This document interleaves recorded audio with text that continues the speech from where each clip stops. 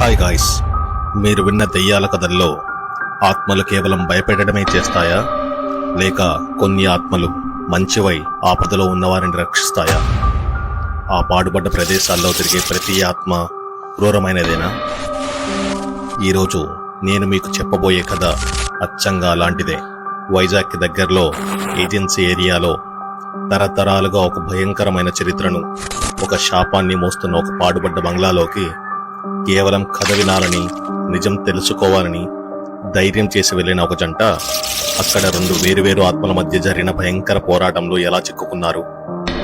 సరిగ్గా 2019 ఓ వర్షాకాలంలో అరకులోయకు వెళ్లే దారిలో ఉన్న మారుమూల ప్రదేశంలో సుధీర్, స్వాతి అనే అర్బన్ ఎక్స్ప్లోరర్స్ కి నిజంగా ఎదురైన అత్యంత భయంకరమైన అనుభవం ఇది.